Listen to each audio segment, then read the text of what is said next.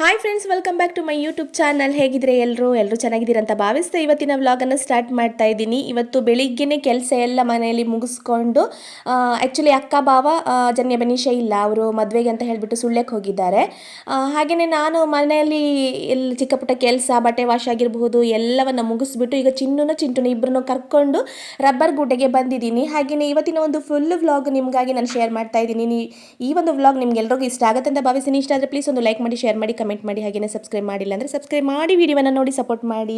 ಹಾಗೆಯೇ ನಿಮ್ಮ ಅನಿಸಿಕೆ ಏನಿದೆ ದಯವಿಟ್ಟು ಕಮೆಂಟ್ ಬಾಕ್ಸಲ್ಲಿ ತಿಳಿಸಿ, ಓಕೆನಾ?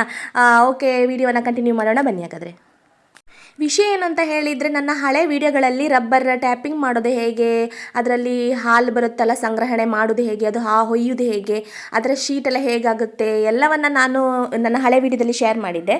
ಬಟ್ ಇನ್ನೊಂದು ಪ್ರೊಸೀಜರ್ ಇದೆ ರಬ್ಬರ್ ಮರದಲ್ಲಿ. ಅಂದರೆ ನಾವು ಟ್ಯಾಪಿಂಗ್ ನಿಲ್ಲಿಸಿದ ತಕ್ಷಣ ಮಳೆಗಾಲಕ್ಕೆ ಬೇಕು ಅಂತ ಹೇಳಿಬಿಟ್ಟು, ಸೇಫ್ಟಿಗೆ ಬೇಕು ಅಂತ ಹೇಳಿಬಿಟ್ಟು ಆ ಥರ ಪ್ಲಾಸ್ಟಿಕ್ ಹಾಕಿಬಿಟ್ಟು ಟ್ಯಾಪಿಂಗ್ ಮಾಡುವಂಥದ್ದು.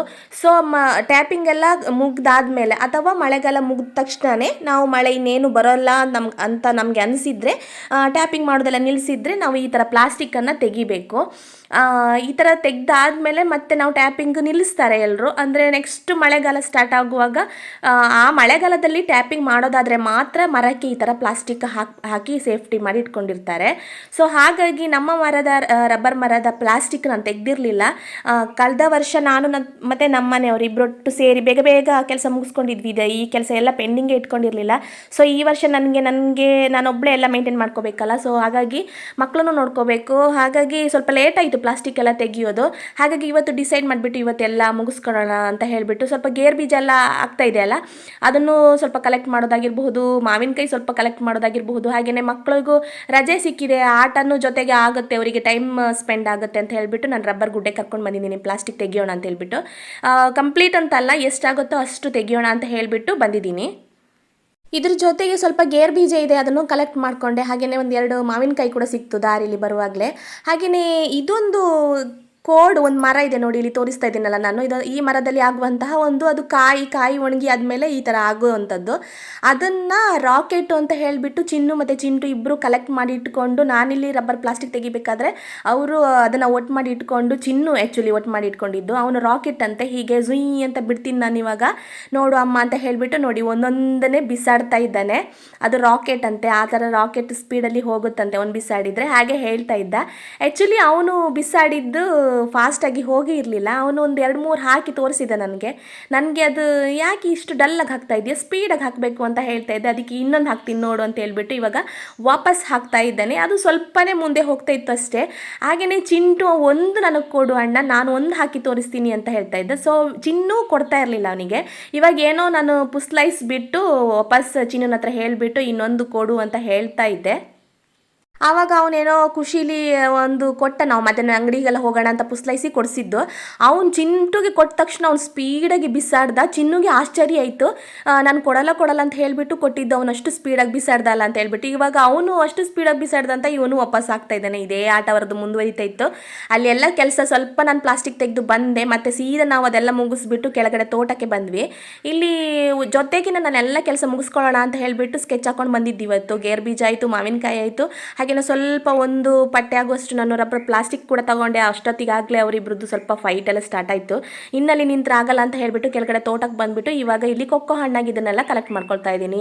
ಕುಯ್ದು ತೊಗೊಂಡು ಹೋದರೆ ಒಳ್ಳೆಯದು. ನಾವು ಹಣ್ಣಾಗಿದೆ ಅಂತ ಗೊತ್ತಾದರೂ ಕೂಡ ನಾನು ಬಿಟ್ಟು ಹೋದರೆ ನೆಕ್ಸ್ಟ್ ಡೇ ನನಗೆ ಅದು ಸಿಗಲ್ಲ. ಕುಂಡತ್ತ ಅಂದರೆ ಅಳಿಲು, ನಾನು ಲಾಸ್ಟ್ ವೀಡಿಯೋದಲ್ಲಿ ಹೇಳಿದ್ದೀನಿ, ಅಳಿಲು ಬಂದುಬಿಟ್ಟು ಎಲ್ಲ ತಿನ್ಕೊಂಡು ಹೋಗುತ್ತೆ. ಸೊ ಹಾಗಾಗಿ ಇವಾಗ ಇಲ್ಲೇ ಕಲೆಕ್ಟ್ ಮಾಡ್ಕೊಂಡೇ ಹೋಗೋಣ, ಎಲ್ಲ ಕೆಲಸ ಮುಗಿಸ್ಕೊಂಡು ಹೋಗೋಣ ಅಂತ ಹೇಳ್ಬಿಟ್ಟು.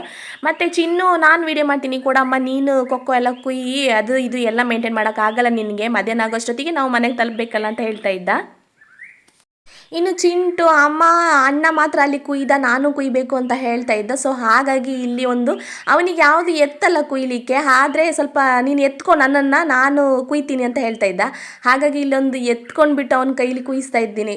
ಅಂದರೆ ಅದು ಸ್ವಲ್ಪ ಕೆಳಗಡೆ ಇತ್ತು, ಹಾಗಾಗಿ ಎತ್ತುತ್ತೆ ಅವ್ನ ಕೈಗೆ ಎಟ್ಕುತ್ತೆ ಅಂತ ಹೇಳಿಬಿಟ್ಟು ಇವಾಗ ಕುಯ್ದು ಕೊಡು ಅದನ್ನು ನೀನು ಅಂತ ಹೇಳಿಬಿಟ್ಟು ಹೇಳ್ತಾ ಇದ್ದೆ. ಸೊ ಚಿನ್ನು ನಾನು ವೀಡಿಯೋ ಮಾಡ್ತೀನಿ, ನೀವಿಬ್ಬರು ಕುಯ್ಯಿರಿ, ನಾನು ವೀಡಿಯೋ ಮಾಡ್ಕೊಳ್ತೀನಿ ದೂರದಿಂದ ನಿಂತು ಅಂತ ಹೇಳ್ತಾ ಇದ್ದೆ. ಸೊ ಹಾಗಾಗಿ ನಾನು ಇವನಿಗೂ ಸ್ವಲ್ಪ ಖುಷಿ ಆಗಲಿ ಅಂತ ಹೇಳಿಬಿಟ್ಟು ಅವನ ಕೈಯಲ್ಲಿ ಚಿಂಟು ನೋಡಿ ಒಂದು ಕೊಕ್ಕೋ ಎಲ್ಲ ಕುಯ್ದುಬಿಟ್ಟ ಅಂತ ಹೇಳಿ ಏನೋ ಪುಸ್ಲಾಯಿಸ್ಕೊಂಡು ಕರ್ಕೊಂಡು ಹೋಗೋದು, ಮತ್ತು ಅಳಬಾರ್ದಲ್ಲ ಅವರು, ಹಾಗಾಗಿ ಅವರನ್ನು ಪೆಟ್ಟು ಮಾಡ್ಕೊಳ್ಬಾರ್ದು. ಹಾಗೆ ಸ್ವಲ್ಪ ಏನೋ ಅದು ಇದು ಅಂತ ಹೇಳ್ಕೊಂಡು ಅವ್ರ ಕೈಲಿ ಸ್ವಲ್ಪ ಕೆಲಸ ಮಾಡಿಸ್ಕೊಂಡು ಸೊ ಹೀಗೆ ಎಲ್ಲ ಮೇಂಟೈನ್ ಮಾಡಿಕೊಂಡು ದಿನ ಕಳೀತಾ ಇರ್ತೀನಿ. ಸೊ ಅಲ್ಲಿಂದೆಲ್ಲ ಕೆಲಸ ಮುಗಿಸ್ಕೊಂಡು ಮತ್ತೆ ಕೆಳಗಡೆ ಬಂದ್ವಿ, ಇಲ್ಲಿ ಪಾಲದ ಹತ್ರ ಬಂದ ತಕ್ಷಣ ಇವರಿಬ್ಬರಿಗೂ ಒಂದು ಅಭ್ಯಾಸ. ಅದು ಆ್ಯಕ್ಚುಲಿ ಈ ಅಭ್ಯಾಸ ಸ್ಟಾರ್ಟಿಂಗು ಚಿನ್ನುನೇ ಹೇಳ್ಕೊಟ್ಟಿದ್ದು ಚಿಂಟುಗೆ. ಇಲ್ಲಿ ಬಂದ ತಕ್ಷಣ ಶಾಲೆಗೆ ಹೋಗುವಾಗಾದರೂ ಅಷ್ಟೇ, ಬರುವಾಗಾದರೂ ಅಷ್ಟೇ, ಇದು ತೋಡಿದೆ ಅಲ್ಲ, ಅದಕ್ಕೆ ಕಲ್ಲು ಹೊಡಿಲೇಬೇಕು ನೀರಿಗೆ. ಅದು ಒಂದು ಅಭ್ಯಾಸ ಆಗಿಬಿಟ್ಟಿದೆ ಅವರಿಬ್ಬರಿಗೂ. ಅದಾದಮೇಲೆ ಸ್ವಲ್ಪ ಅಲ್ಲೇ ಕೂತ್ಕೊಂಡು ಅವರಿಬ್ಬರು ಹಾಡು ಹೇಳೋದಂತೆ. ಚಿನ್ನು ಏನೋ ಒಂದು ಹಾಡನ್ನು ಅವನೇ ಸೃಷ್ಟಿ ಮಾಡಿದ್ದ, ಅದು ಕೇಳಲಿಕ್ಕೆ ತುಂಬ ಚೆನ್ನಾಗಿತ್ತು, ಕಾಮಿಡಿ ಅಂತಲೂ ಅನಿಸ್ತಿತ್ತು. ಅದು ಏನೋ ಒಂದು ಚಿಂಟು ಹೆಸರು ಯಾನು ಹೆಸರು ಎಲ್ಲ ಸೇರಿಸ್ಕೊಂಡ್ಬಿಟ್ಟು ಒಂದು ಚಂಡೆ ತಂದುಕೊಟ್ಟಿದ್ವಿ ನಾವು ಲಾಸ್ಟ್ ಮಂಜಡ್ಕ ಜಾತ್ರೆಯಲ್ಲಿ. ಅದರ ಚಂಡೆ ಎಲ್ಲ ಪೊಟ್ಕೊಂಡು ಬಡ್ಕೊಂಡು ಆ ಹಾಡನ್ನೇ ಹೇಳ್ತಾ ಇರ್ತಾನೆ ಯಾವಾಗಲೂ. ಇವಾಗ ಪಾಲದಲ್ಲಿ ಕೂತ್ಕೊಂಡು ಕೂಡ ಅದನ್ನೇ ಹೇಳ್ತಾ ಇದ್ದಾನೆ ಅವನು. ಅಷ್ಟೊತ್ತಿಗಾಗಲೇ ಮಧ್ಯಾಹ್ನ ಆಯಿತು. ಇವತ್ತು ಅಕ್ಕ ಇಲ್ಲದೆ ಇರೋ ಕಾರಣ ಗೌರಿಗೆ ಕುಡಿಲಿಕ್ಕೆ ನೀರು ನಾನೇ ಕೊಡಬೇಕಾಗಿದೆ. ಸೊ ಹಾಗಾಗಿ ಮಧ್ಯಾಹ್ನ ನೀರು ಕೊಟ್ಟರೆ ಅವಳು ಕುಳಿತಾನೇ ಇಲ್ಲ. ಅವಳಿಗೆ ನನ್ನ ಕೈದು ಏನೋ ಕೊಕ್ಕೋ ಸ್ಮೆಲ್ಲೆಲ್ಲ ಬರ್ತಾ ಇತ್ತೋ ಏನೋ ಗೊತ್ತಿಲ್ಲ, ಕೈನೆಲ್ಲ ನೆಕ್ತಾ ಇದ್ಲು. ನೀರು ಕುಡಿ ಗೌರಿ ಅಂತ ಹೇಳಿದರೆ ಕುಡಿತಾನೇ ಇಲ್ಲ ಅವಳು. ಅದಾದಮೇಲೆ ಕುಡಿಲಿಲ್ಲ ಅಂತ ಹೇಳ್ಬಿಟ್ಟು ಅಲ್ಲೇ ಸ್ವಲ್ಪ ಸೈಡಿಗೆ ತೆಗೆದಿಟ್ಬಿಟ್ಟು ನಾನು ಅವಳಿಗೆ ಹುಲ್ಲೆಲ್ಲ ಹಾಕಿದೆ. ಅದಾದಮೇಲೆ ಊಟ ಮಾಡಿಕೊಂಡು ನಾವು ಎಲ್ಲ ಸ್ವಲ್ಪ ರೆಸ್ಟ್ ಮಾಡಿದ್ವಿ. ಮತ್ತು ಚಿಂಟುನ ಮಲಗಿಸ್ಬಿಟ್ಟು ನಾನು ಮತ್ತು ಚಿನ್ನು ಇವಾಗ ಅಂಗಡಿ ಹೋಗಿ ಬರೋಣ, ವಿನೋದಣ್ಣನ ಅಂಗಡಿಗೆ ಅಂತ ಹೇಳಿಬಿಟ್ಟು ಹೊರಟಿದ್ದೀವಿ. ಅವನು ಅದು ಬೇಕು ಇದು ಬೇಕು ಅಂತ ಹೇಳ್ಬಿಟ್ಟು ಆವಾಗ ಅಲ್ಲಿ ರಬ್ಬರಿಗೆ ಹೋದಾಗ ಸ್ವಲ್ಪ ಪುಸ್ಲೈಸಿದ್ದೆಲ್ಲ, ನಾನು ನಿನ್ನ ಅಂಗಡಿ ಕರ್ಕೊಂಡು ಹೋಗ್ತೀನಿ, ಅವನನ್ನು ಅಳಿಸ್ಬಾರ್ದು ಹಾಗೆ ಹಿಂಗೆ ಅಂತ ಹೇಳ್ಬಿಟ್ಟು ಅದನ್ನೇ ಗಟ್ಟಿಗೆ ಇಟ್ಕೊಂಡ್ಬಿಟ್ಟಿದ್ದಾನೆ ಇವನು. ಚಿಂಟು ಇವಾಗ ಮಲಗಿದಾನಲ್ಲ, ನನ್ನ ಅಂಗಡಿ ಕರ್ಕೊಂಡು ಹೋಗು ಅಂತ ಹೇಳ್ಬಿಟ್ಟು. ಸರಿ, ಇವನಿಗೂ ಬೇಜಾರು ಮಾಡೋದು ಬೇಡ ಅಂತ ಹೇಳಿಬಿಟ್ಟು ನಾನು ಚಿನ್ನು ಇಬ್ಬರು ಅಂಗಡಿಗೆ ಹೋಗ್ಬಿಟ್ಟು ಸ್ವಲ್ಪ ಅವನಿಗೇನಿಲ್ಲ ಒಂದು ಐಸ್ ಕ್ರೀಮ್ ಕೊಡಿಸಿದ್ರೆ ಆಯ್ತು ಅಷ್ಟೇ. ಐಸ್ ಕ್ರೀಮೆಲ್ಲ ಒಂದು ತಿಂದುಬಿಟ್ಟು ಮತ್ತೆ ಏನು ತಿಂಡಿ ಸ್ವಲ್ಪ ಚಿಂಟುಗೇನೆಲ್ಲ ಹಿಡ್ಕೊಂಡು ನಾನು ಮತ್ತೆ ಬಂದೆ ಇವಾಗ. ಅಂದರೆ ಸ್ಕೂಟಿ ನೋಡಿ, ಇಲ್ಲಿ ನಮ್ಮದು ಅದು ಜಾಗ ಲೆವೆಲ್ ಆಗಿರಲಿಲ್ಲ, ರೋಡೆಲ್ಲ ಮಾಡಿದ್ದು ಸರಿಯಾಗಿರಲಿಲ್ಲ ಲಾಸ್ಟ್ ಟೈಮ್. ಹಾಗಾಗಿ ನನಗೆ ಇಲ್ಲಿ ಇಡ್ಲಿಕ್ಕೆ ಸ್ವಲ್ಪ ಕಷ್ಟ ಆಗ್ತಾ ಇತ್ತು. ಹಾಗೆ ಏನೋ ಸ್ವಲ್ಪ ಅಡ್ಜಸ್ಟ್ ಮಾಡಿಕೊಂಡು ಅಲ್ಲೇ ಸ್ವಲ್ಪ ಮೇಂಟೈನ್ ಮಾಡಿಕೊಂಡು ತಂದು ತಿರುಗಿಸಿ ಎಲ್ಲ ಇಡ್ತೀನಿ ನಾನು, ನನಗೆ ಹೇಗೆ ಬೇಕೋ ಹಾಗೆ ಅಡ್ಜಸ್ಟ್ಮೆಂಟಲ್ಲಿ. ಅದಾದಮೇಲೆ ಇಲ್ಲಿ ಒಂದು ಶೆಡ್ ಕಾಣ್ತಾ ಇರಬಹುದು ನೀವು. ಇದು ಯಾಕೆ ಮಾಡಿದ್ದು ಏನು ಅಂತ ಹೇಳಿ ಕೆಲವರು ಕೇಳಬಹುದು, ಕೆಲವರಿಗೆ ನಮ್ಮ ಮನೆ ಹತ್ರ ಇರೋರಿಗೆಲ್ಲ ಕೆಲವರಿಗೆ ಗೊತ್ತಾಗಿದೆ ಇವಾಗ. ಅಂದರೆ ಒಂದು ಡೌಟ್ ಇರುತ್ತಲ್ಲ ಯಾಕೆ ಮಾಡಿರ್ಬೋದು ಅಂತ ಹೇಳಿಬಿಟ್ಟು. ನನ್ನ ವಿಡಿಯೋ ಕಂಟಿನ್ಯೂ ಆಗಿ ನೋಡ್ತಾ ಇರೋರಿಗೆ ಮುಂದೆ ಬರೋ ವಿಡಿಯೋಗಳಲ್ಲಿ ಗೊತ್ತಾಗುತ್ತೆ ಈ ಶೆಡ್ನ ನಾವು ಯಾಕೆ ಮಾಡಿದ್ವಿ ಅಂತ ಹೇಳಿಬಿಟ್ಟು. ಕಂಟಿನ್ಯೂ ಆಗಿ ನೋಡ್ತಾ ಇದ್ದರೆ ಗ್ಯಾರಂಟಿ ನಿಮಗೆ ಅದಕ್ಕೆ ಒಂದು ಸೊಲ್ಯೂಷನ್ ಉತ್ತರ ಸಿಗುತ್ತೆ, ಓಕೆನಾ. ಹಾಗೆಯೇ ಅಂಗಡಿಯಿಂದ ನೋಡಿ ಇಷ್ಟು ತಿಂಡಿ ತೊಗೊಂಡು ಮತ್ತೆ ನಾನು ಮನೆ ಕಡೆ ಹೊರಟೆ ಇವಾಗ. ಅಲ್ಲಿಂದ ಮತ್ತೆ ಸೀದಾ ಮನೆಗೆ ಬಂದ್ವಿ. ಬರೋಷ್ಟೊತ್ತಿಗೆ ಇಲ್ಲಿ ಭವ್ಯ ಅಡಿಕೆ ಎಲ್ಲ ಗುಡ್ಡೆ ಮಾಡಿ ಗೋಣಿಗೆ ತುಂಬಿಸ್ತಾ ಇದ್ಲು. ಹಾಗೆಯೇ ಅಕ್ಕ ಬಾವ ಮಕ್ಕಳೆಲ್ಲ ಸುಳ್ಯಕ್ಕೆ ಹೋಗಿದ್ರಲ್ಲ, ಅವರು ಕೂಡ ಬಂದರು. ಹಾಗೆಯೇ ಮದುವೆ ಎಲ್ಲ ಗಮ್ಮತ್ತು ಅಂತ ಕೇಳಿದೆ. ಅಯ್ಯೋ ಅದ್ರ ಕತೆ ಹೇಳಿ ಸುಖ ಇಲ್ಲ, ಅಷ್ಟು ಜನ ರಶ್ ಅಂತ ಹೇಳಿ ಹೇಳ್ತಾ ಇದ್ರು ಅಕ್ಕ ಬಾವ ಇಬ್ಬರು ಕೂಡ. ಹಾಗೆಯೇ ಬೆನಿಶಾ ನಿನಗೇನು, ನೀನು ಹಾಕ್ಕೊಂಡಿರೋ ಮೇಕಪ್ಪೇ ಇನ್ನೂ ಹೋಗಿಲ್ಲ ಮಾರೈತಿ ಅಂತ ಸುಮ್ಮನೆ ತಮಾಷೆ ಮಾಡ್ತಾ ಇದ್ದೆ. ಅಂದರೆ ಮದುವೆಯಿಂದ ಡೈರೆಕ್ಟಾಗಿ ಇಲ್ಲಿ ಮನೆಗೆ ಬಂದಿದ್ದಾರೆ ಅವರು, ಹಿಂದಿನ ದಿನ ಹೋಗಿದ್ದು ಸುಳ್ಯಕ್ಕೆ. ಅದಾದಮೇಲೆ ಇಲ್ಲಿ ಸ್ವಲ್ಪ ಹೊತ್ತು ಕೂತ್ಕೊಂಡ್ವಿ, ಮಾತಾಡಿದ್ವಿ. ಬೆನಿಶಾ ಒಂದೊಂದೇ ಐಟಮ್ ತಂದು ತೋರಿಸ್ಲಿಕ್ಕೆ ಸ್ಟಾರ್ಟ್ ಮಾಡಿದ್ರು. ಅಂದರೆ ಅವಳ ಮಾಮ ಎಲ್ಲ ತಿರುಪತಿಗೆಲ್ಲ ಹೋಗಿದ್ರಂತೆ ಲಾಸ್ಟ್ ಟೈಮ್.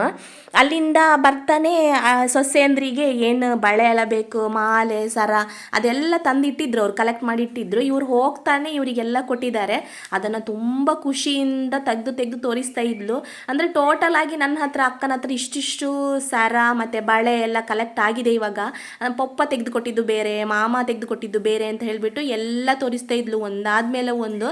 ಅಷ್ಟೊತ್ತಿಗಾಗಲೇ ನಮ್ಮ ಮಾತಿನ ಸೌಂಡಿಗೆ ಚಿಂಟು ಕೂಡ ಎದ್ದು ಹೊರಗಡೆ ಬಂದ. ಅವನನ್ನು ಸ್ವಲ್ಪ ಸಮಾಧಾನ ಮಾಡಿಬಿಟ್ಟು ಮತ್ತೆ ಇಲ್ಲಿ ಇವಳು ಏನೆಲ್ಲ ತೋರಿಸ್ತಾ ಇದ್ದಾಳೆ ಅದನ್ನೆಲ್ಲ ನೋಡ್ತಾ ಇದ್ದೀನಿ ನಾನು. ಮತ್ತು ನಾವು ಹೆಣ್ಮಕ್ಳು ಹಾಗೇ ಅಲ್ವಾ, ಚಿಕ್ಕ ವಯಸ್ಸಿಂದ ಕೂಡ ಏನು ನಾವು ಕಲೆಕ್ಟ್ ಮಾಡ್ಕೊಂಡಿರ್ತೀವಿ ಅಂದರೆ ಮೇಕಪ್ ಐಟಮ್, ಅದನ್ನು ನಾವು ಇನ್ನೊಬ್ಬರಿಗೆ ತೋರಿಸೋದು ಅಂತ ಹೇಳಿದರೆ ನಮಗೆ ತುಂಬ ಅಂದರೆ ತುಂಬಾ ಇಷ್ಟ. ನನಗಾದರೂ ಅಷ್ಟೇ, ಇವಾಗಾದರೂ ಅಷ್ಟೇ, ಸೀರೆ ಅಥವಾ ನಾವು ಏನಾದರೂ ಡ್ರೆಸ್ ಎಲ್ಲ ತೊಗೊಂಡ್ರೆ ಬೇರೆಯವರಿಗೆ ತೋರಿಸೋದು, ಅವ್ರು ಚೆನ್ನಾಗಿದೆ ಅಂತ ಹೇಳಿದ್ರಂತೂ ಕೇಳೋದೇ ಬೇಡ, ಅದು ತುಂಬಾ ಇಷ್ಟ ಆಗುತ್ತೆ. ಹಾಗೆ ನಾನು ಒಂದೊಂದೇ ಅವಳು ತೆಗೆದು ತೋರಿಸ್ತಾ ಇರಬೇಕಾದ್ರೆ ನಾನು ಇದು ಒಂದಕ್ಕಿಂತ ಒಂದು ಚೆನ್ನಾಗಿದೆ, ವಾವ್ ಇದು ಚೆನ್ನಾಗಿದೆ ಅದು ಚೆನ್ನಾಗಿದೆ ಅಂತ ಹೇಳ್ತಾನೆ ಅವಳಿಗೆ ತುಂಬಾ ಖುಷಿ ಆಗ್ತಾ ಇತ್ತು. ಮತ್ತು ಇನ್ನೂ ಇದೆ ಚಿಕ್ಕಿ ಇರಿ ಅಂತ ಹೇಳ್ಬಿಟ್ಟು ಒಳಗಡೆ ಎಲ್ಲ ಹೋಗ್ಬಿಟ್ಟು ತಗೊಂಡು ಬಂದು ತೋರಿಸ್ತಾ ಇದ್ಲು. ಅದಾದಮೇಲೆ ನಂದು ಇಷ್ಟು ಐಟಮ್ ಆಯಿತು, ಇನ್ನು ಅಕ್ಕಂದು ನೋಡಿ ಎಷ್ಟು ಐಟಮ್ ಇದೆ ಅಂತ ಹೇಳ್ಬಿಟ್ಟು ಮತ್ತೆ ವಾಪಸ್ ಬೇರೆ ಎಲ್ಲ ತೊಗೊಂಡು ಬಂದು ತೋರಿಸ್ತಾ ಇದ್ಲು ನನಗೆ. ಇನ್ನು ಇದೆಲ್ಲ ಆಯಿತು. ಮತ್ತು ನಾವು ಸ್ವಲ್ಪ ಟೀ ಎಲ್ಲ ಏನು ಕುಡ್ಕೊಳ್ಳೋದಿದೆ ಅದೆಲ್ಲ ಮುಗಿಸ್ಕೊಂಡು, ಸ್ವಲ್ಪ ಕೆಲಸ ಎಲ್ಲ ಮುಗಿಸ್ಕೊಂಡು, ಇಲ್ಲಿ ಚಿಂಟುನ ಹತ್ರ ಕುಣಿತ ಭಜನೆ ಸ್ಟೆಪ್ ತುಂಬ ಚೆನ್ನಾಗಿ ಮಾಡ್ತಾನೆ ಅವನು. ಅದಕ್ಕೆ ನೋಡಿ ನೀವು ನೋಡ್ತಾ ಇರಬಹುದು. ಅಲ್ಲೇ ಸ್ವಲ್ಪ ನೋವು ಕೂಡ ಮಾಡ್ಕೊಂಡ ಅವನು. ಹಾಗೇನೆ ಸ್ವಲ್ಪ ತಾಗಿದ್ರು ನೋವು ಅಂತಾನೆ. ಅವ್ನ ಸ್ಟೆಪ್ ನೀವು ನೋಡ್ತಾ ಇರಬಹುದು. ತುಂಬ ಚೆನ್ನಾಗಿ ಮಾಡ್ತಾನೆ ಅವನು. ಅವನ ಹತ್ರ ನಾನು ವೀಡಿಯೋ ಮಾಡ್ತೀನಿ ಅಂದರೆ ಯಾವಾಗಲೂ ಮಾಡಲ್ಲ. ಯಾವಾಗಾದರೂ ಅಪರೂಪಕ್ಕೆ ನನಗೆ ಆ ಸೀನ್ ಸಿಗುತ್ತೆ. ಅವಾಗ ಮೊನ್ನೆ ಮಾತ್ರ ಒಂದು ಕ್ಯಾಪ್ಚರ್ ಮಾಡ್ಕೊಂಡೆ ಆ ವೀಡಿಯೋನ. ಅವ್ನಿಗೇನೋ ಪುಸ್ಲೈಸ್ಬಿಟ್ಟೆ ನಾನು ವೀಡಿಯೋ ಮಾಡ್ಕೊಂಡಿದ್ದು. ಇಲ್ಲಾಂದ್ರೆ ಅವ್ನು ನಾನು ಹೇಳಿದ ಮಾತೆಲ್ಲ ಕೇಳಲ್ಲ. ಅದಾದಮೇಲೆ ನಾವೆಲ್ಲ ಸ್ವಲ್ಪ ಅಡಿಕೆ ಎಲ್ಲ ಹರಗಿದ್ವಿ ಅಲ್ವಾ, ಅದನ್ನೆಲ್ಲ ಗುಡ್ಡೆ ಮಾಡಿಬಿಟ್ಟು ಟರ್ಪಲೆಲ್ಲ ಮುಚ್ಚಿಬಿಟ್ಟಿದ್ವಿ. ಆ್ಯಕ್ಚುಲಿ ಹೇಳಬೇಕು ಅಂದರೆ ಈ ವಿಡಿಯೋ ಮಾಡಿಕೊಂಡು ತುಂಬ ದಿನವೇ ಆಗಿಬಿಟ್ಟಿತ್ತು. ಎಡಿಟ್ ಮಾಡೋಕ್ಕೆ ಟೈಮ್ ಇಲ್ಲ, ಹಾಗಾಗಿ ಪೆಂಡಿಂಗ್ ಆಗಿಬಿಟ್ಟಿತ್ತು. ಅದಾದಮೇಲೆ ಚಿಂಟು ನಾನು ಕೋಲ್ ಹಿಡ್ಕೊಂಡು ಏನೋ ಒಂದು ಮಾಡ್ತೀನಿ ನೋಡಮ್ಮ ಅಂತ ಹೇಳ್ಬಿಟ್ಟು ಏನೋ ಒಂದು ಸಾಹಸ ಮಾಡ್ತಾ ಇದ್ದಾನೆ. ಅವ್ನು ಆ ಥರ ಮಾಡ್ತಿರ್ಬೇಕಾದ್ರೆ ನಾನು ವಾವ್ ತುಂಬ ಸೂಪರಾಗಿ ಮಾಡ್ತಾ ಇದೆಯಾ, ಎಲ್ಲಿಂದ ಕಲ್ತ್ಕೊಂಡೆ ನೀನು ಇದನ್ನೆಲ್ಲ, ಹಂಗೆ ಹಿಂಗೆ ಅಂತ ಕೇಳಬೇಕಾದ್ರೆ ಅವನಿಗೆ ತುಂಬ ಖುಷಿ ಆಯಿತು. ಮತ್ತೆ ಪದೇ ಪದೇ ಅದನ್ನೇ ಮಾಡ್ತಾ ಇದ್ದ ಅವನು. ಮಕ್ಕಳಿಗೆ ನಾವು ಯಾವಾಗಲೂ ಹಾಗೆ ಅಲ್ವಾ, ಅವ್ರು ಕ್ರಿಯೇಟಿವ್ ಆಗಿ ಏನೋ ಒಂದು ಮಾಡ್ತಾ ಇದ್ದಾರೆ ಅಂದ ತಕ್ಷಣ ನಾವು ಅದಕ್ಕೆ ಸಪೋರ್ಟ್ ಮಾಡಬೇಕು. ತುಂಬ ಚೇರಪ್ ಮಾಡಿದಾಗ ಅವರಿಗೂ ನಾನೋ ಏನೋ ಒಂದು ಹೊಸದು ಮಾಡ್ತಾ ಇದ್ದೀನಿ ಅನ್ನೋ ಒಂದು ಎನರ್ಜಿ ಅವ್ರಿಗೆ ಬರುತ್ತೆ. ಮತ್ತು ಪದೇ ಪದೇ ನಾನು ಬೇರೆ ಇನ್ನೊಂದು ಏನಾದರೂ ಮಾಡಬೇಕು ಹೊಸದಾಗಿ ಅನ್ನೋ ಒಂದು ಖುಷಿ ಕೂಡ ಅವರಲ್ಲಿ ಇರುತ್ತೆ ಅನ್ನೋದಕ್ಕೋಸ್ಕರ ನಾನು ಆ ಥರ ಅವನಿಗೆ ಚೇರಪ್ ಮಾಡಿದ್ದು. ಅದಾದಮೇಲೆ ನಾನು ಮತ್ತೆ ಎಲ್ಲೂ ವೀಡಿಯೋ ಮಾಡ್ಕೊಳಕ್ಕೆ ಹೋಗಲಿಲ್ಲ. ಇವತ್ತಿನ ಈ ಒಂದು ವೀಡಿಯೋನ ನಾನು ಇಲ್ಲಿಗೆ ಎಂಡ್ ಮಾಡ್ತಾ ಇದ್ದೀನಿ. ಈ ಒಂದು ವೀಡಿಯೋ ನಿಮ್ಗೆಲ್ರಿಗೂ ಇಷ್ಟ ಆಗಿದೆ ಅಂತ ಭಾವಿಸ್ತೀನಿ. ಇಷ್ಟ ಆದರೆ ಪ್ಲೀಸ್ ಒಂದು ಲೈಕ್ ಮಾಡಿ, ಶೇರ್ ಮಾಡಿ, ಹಾಗೆಯೇ ಕಮೆಂಟ್ ಮಾಡಿ ದಯವಿಟ್ಟು ಅಂತ ಹೇಳ್ತಾ, ಸಬ್ಸ್ಕ್ರೈಬ್ ಮಾಡಿಲ್ಲ ಅಂದರೆ ಸಬ್ಸ್ಕ್ರೈಬ್ ಮಾಡಿ, ವೀಡಿಯೋನ ನೋಡಿ ಸಪೋರ್ಟ್ ಮಾಡಿ. ಮುಂದೆ ಒಂದು ಹೊಸ ವೀಡಿಯೋದೊಂದಿಗೆ ಮತ್ತೆ ಸಿಗ್ತೀನಿ. ಅಲ್ಲಿವರೆಗೂ ಎಲ್ರಿಗೂ take care, bye, thank you for watching.